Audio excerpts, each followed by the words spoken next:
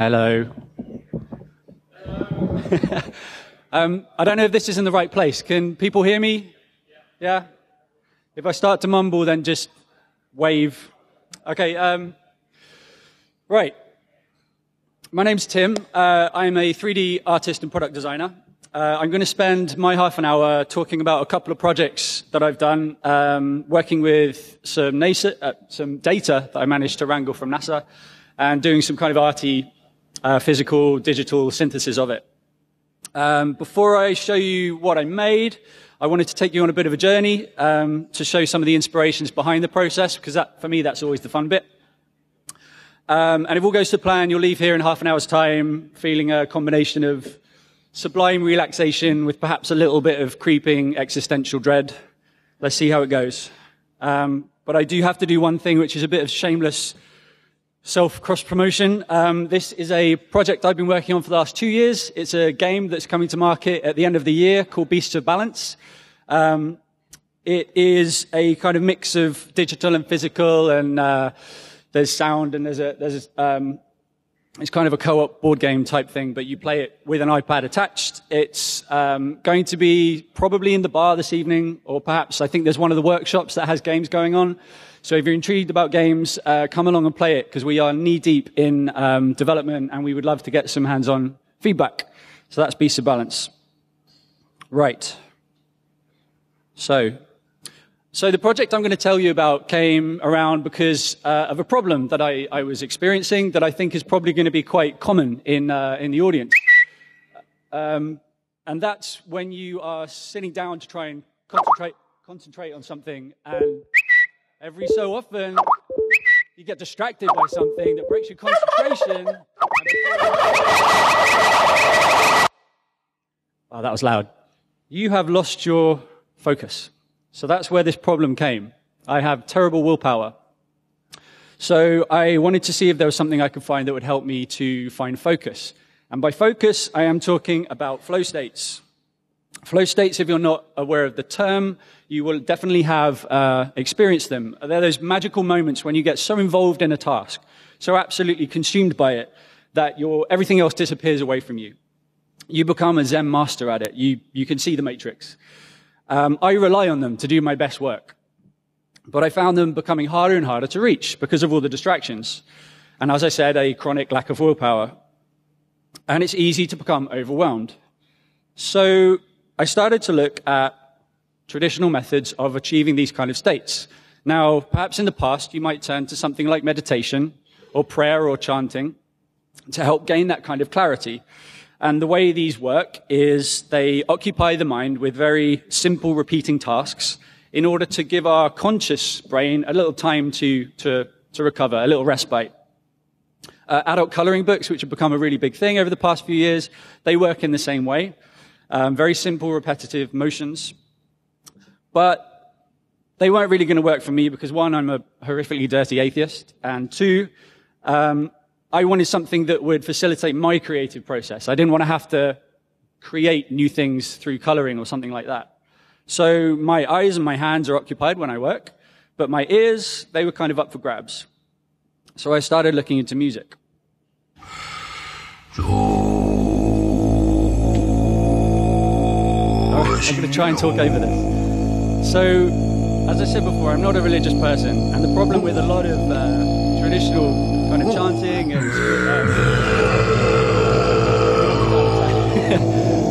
it has spiritual and religious connotations that I wasn't really interested in getting caught up with.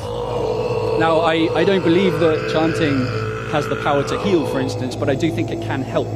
These long, drawn-out tones with very little in the way of progression. There's very little flourish in the way these passages of music are put together.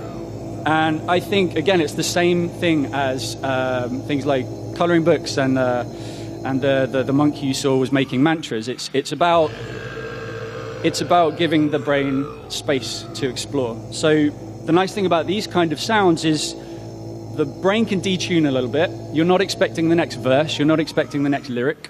And so you can start to kind of pick apart what you're listening to and hear the microtones, the undulations, little pitch shifts. And those things are really powerful. So I've brought this little guy along. Some of you probably have seen these before. This is called a Buddha machine. It's made by a Chinese-French electronic duo called FM3. And I love this. This is one of my favorite things. The reason being, from outwards appearance, it's a tiny little plastic injection molded box. It takes a couple of batteries. It has 2 switches. Inside it is a very, very low quality speaker and an equally low quality kind of loop playing circuit board. Now, FM3 got the inspiration from these from visiting temples, specifically small temples that didn't have the need or the resources to have a resident monk who would sit in a corner and chant. So what these small temples did is they went and got a tape player, they recorded it, and they had it on a loop. And FM3 took that concept and they made some loops for it using their own kind of electronic music. And I'm going to attempt to play it very quickly here. It's probably going to sound quite horrible. Let's see if it works. You hear that?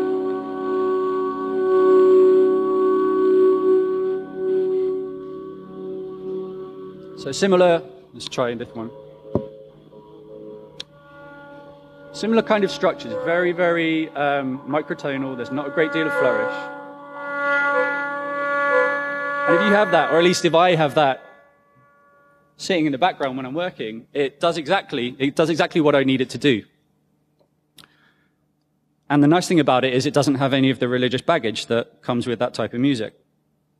I wanted to share one more strong inspiration with me, for me. This is one of my absolute favorite contemporary artists, a guy called Doug Foster.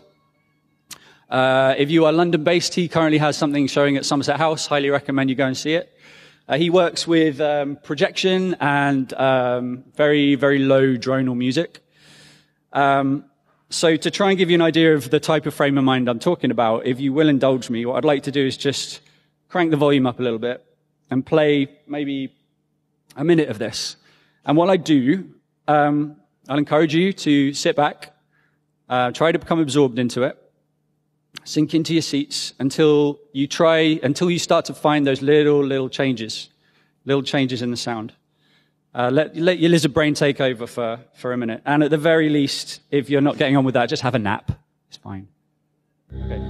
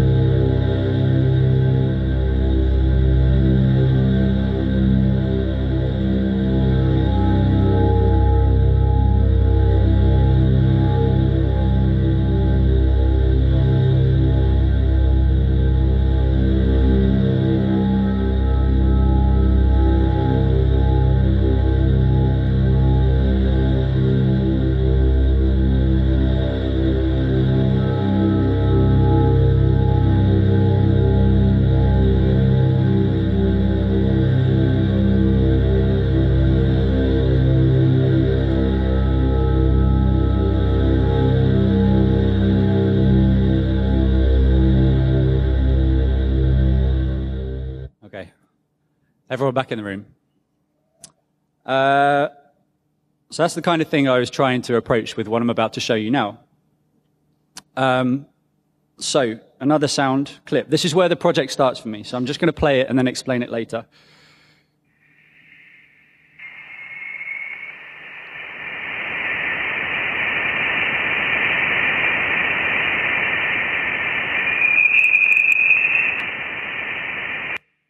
That's it.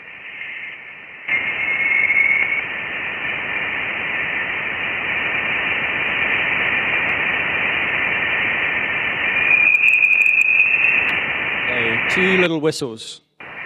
But before we get to those, I need to give you a little brief astronomy lesson. Okay, so in 1977, NASA launched the Voyager program. It was twin crafts, Voyagers 1 and 2, and they were packed to the gills with cameras, sensors, and antennas. First, they went to Jupiter. They slingshotted around Jupiter, went off to Saturn. And as they did so, they opened up their antenna arrays and started to transmit a wealth of information back to Earth. Whilst they went around Jupiter, they discovered that there were active volcanoes on the moon of Io. They started to chart the cloud formations on Jupiter. And they sent back the first ever color images of Saturn's rings. And then Voyager 1 was directed straight off into space, and Voyager 2 went on to Neptune and Uranus, and remains still the only craft ever to do so. And then on August the 25th, 2012, Voyager 1 left the heliosphere. The heliosphere is the vast magnetic sphere created by the solar winds that contains our solar system. And the boundary of the sphere acts as a kind of shield. It protects us from all the cosmic rays that are bombarded from outer space, interstellar space. They're pretty dangerous, those things. So Voyager 1 became the first man-made object ever to leave the solar system. And to give that context, we're talking 18 billion kilometers from the sun. Earth is 150 million kilometers, so it's a pretty far way away.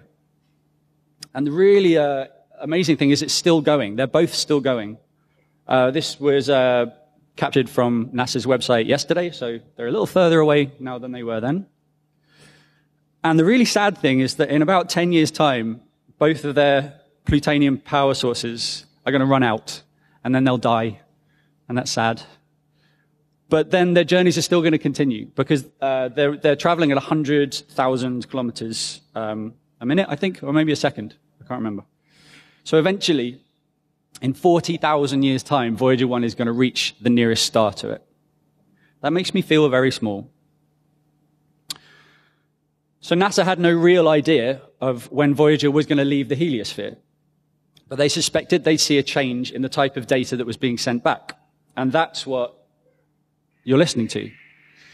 This is vibrations in plasma caused by a huge jump in the number of protons suddenly present when Voyager left the heliosphere. This is the sound of interstellar space.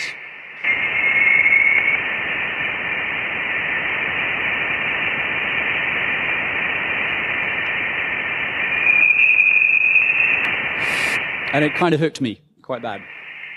So I wanted to see what other information was out there. And if you'll excuse the disgusting segue, I went from listening to sounds that came from the void to shouting out to the void. Twitter, obviously. And that kind of started the journey. So from that tweet, I got talking to Dr. Anthony Allen at the Imperial College London Space and Atmospheric Physics Department. From there to Lisa Ballard of SETI. And bizarrely from there to Beth Beck, who is the program manager of open innovation at NASA, from one tweet.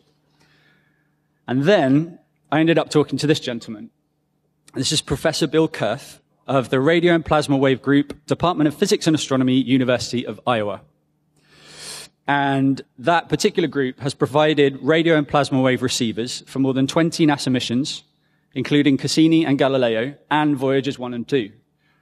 This was the guy who built the antenna that captured the information that I was interested in. And I sent him a just ridiculous email saying I wanted to do some art. And he was really nice. And so he directed me to a marvelous repository of plasma and electromagnetic vibration recordings that have been captured with radio waves and then synthesized into sound. So this one here is it's from Jupiter. Jovian Chorus.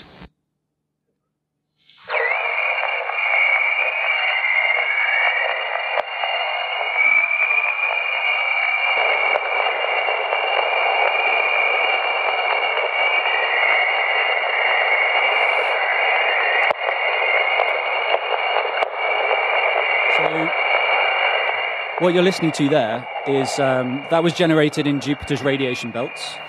And you're hearing the sound of electrons spiraling along around these radiation belts. And sometimes they fall out of orbit and they hit the ionosphere like shooting stars.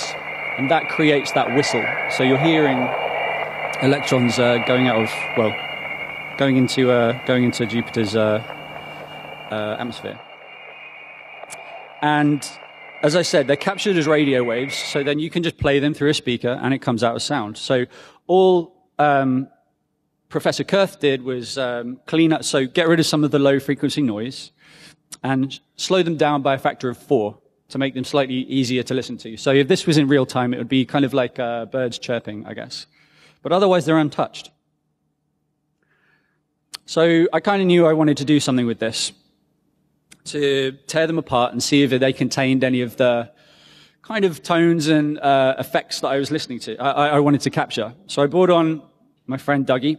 He's a sound designer for games. And he took the raw MP3s. I think there's sound on this one. Can we turn up a bit? Cool. So he took the raw MP3s and he started to play with them. He cleaned them up. He slowed them down. He added a touch of reverb every now and again to see if he could find those long monotonal tones. And whilst it's true that anything that you slow down sufficiently is going to sound epic, take the infamous 800% slower Justin Bieber song, You Smile, which is what you're listening to now, by the way. The difference that we thought anyway, is we were going to have things that sounded epic and they actually came from actual space. So it was a compromise. So whilst Dougie was playing with the sound, I started to look at the physical forms. I asked him to pull off some of the waveforms that he was working with to see if I could do anything that would kind of loop it back to where the inspiration came from. He started to give me waveforms, and I started to extrapolate 3D forms from them. So what you're looking at here is 10 seconds of audio in each wave, and then there's 10 seconds of time passing between each wave. So that there is 80 seconds of the sound of a particular event on Jupiter. I think this one was, in fact, I can't remember, so I'm not going to make it up. And then they're lofted to create these wonderful, undulating, topographic, kind of alien landscapes. And the nice thing is that each one is different. And then I built the shape around a really cheap MP3 player. The absolute bare minimum that would be needed to hear the sounds through headphones. Gave it some power buttons and a power switch, and then started to 3D print till there was no tomorrow. And came out of it with these 4 tiny little personal music players. Each one had a 20-minute composition on it with a unique shape to match. And we showed them in a few galleries that purposely were set out to allow people to sit down and get lost in them. And I think for maybe 30 seconds, I'll play... This one is from Saturn, before I finish off by telling you about the next thing I've done. So just crank it up again. Thank you.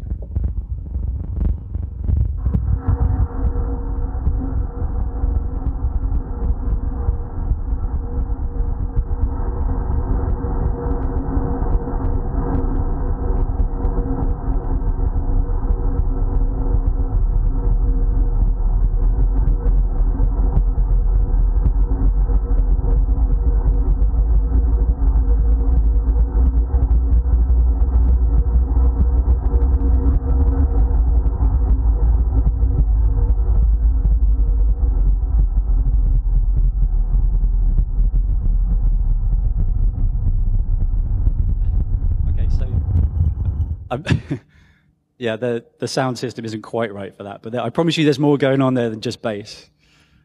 I think the next one is going to make more sense. So one final thing, 7 minutes left. This is the Curiosity landing site on Mars. Specifically, it's called the Gale Crater. It's 200 kilometers across, and that central point is 3 miles high. This is a 3D model that was captured by NASA and is put online. They have a fantastic open resource of data, and specifically 3D models that they've put out of all their satellites, as well as some topological information like this. You can download it, do whatever you want with it. So looking at this, I was definitely getting a kind of Han Solo 2001 vibe. So I thought, let's make a massive monolith. 2 days of cutting time.